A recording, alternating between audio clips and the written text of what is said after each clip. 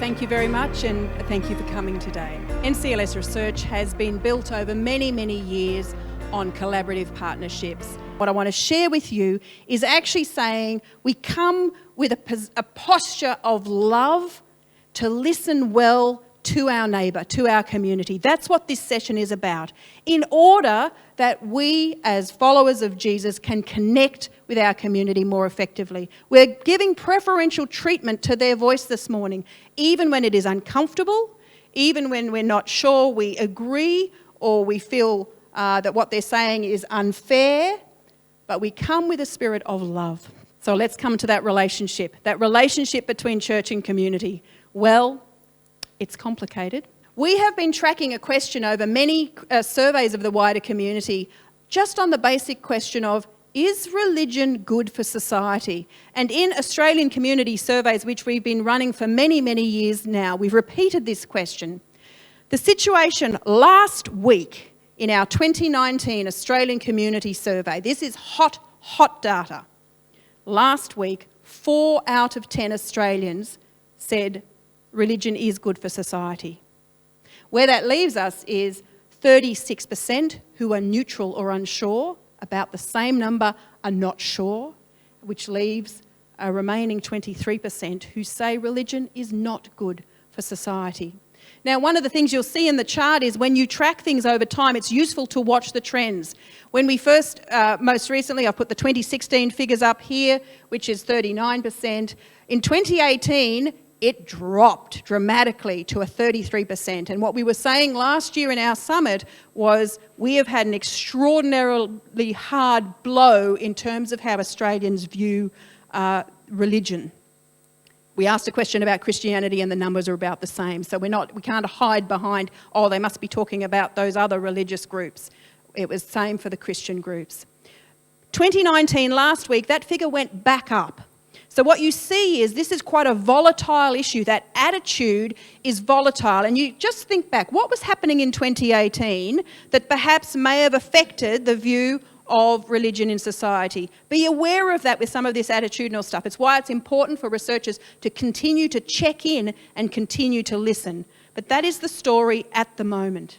Here's a few other bits of information about how Australians view religion. This is a question that is in surveys that happen around the world, social surveys, which is about confidence in institutions. What do you think about education, the legal system, etc., etc.? Been watching this one for decades now, and I have to tell you, this is the first time that I have seen churches at the bottom of the list in terms of confidence in institutions. I checked out the UK data.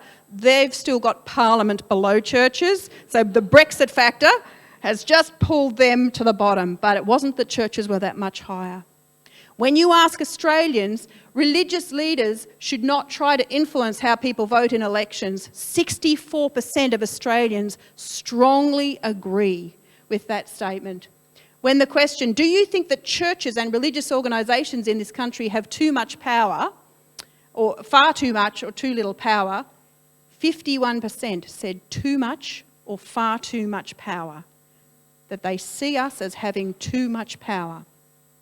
Now, let me just put a contrast to that, though. This is these big questions about institutions, if you like.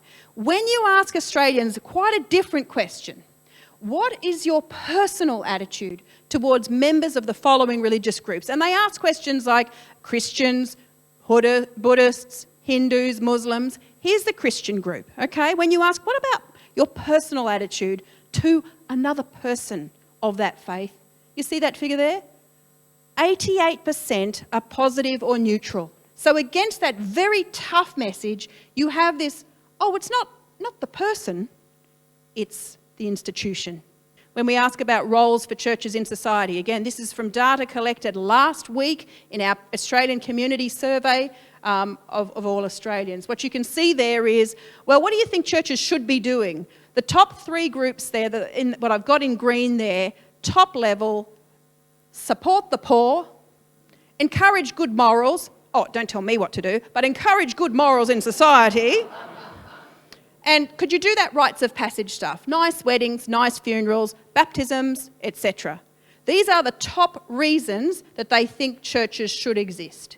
Now you can see the next group is a whole lot of stuff which is meaning and direction, chaplains, social services, using buildings. That's the next cluster, if you like. When it comes down to the smallest group, giving leadership at public events such as Anzac Day, no thank you.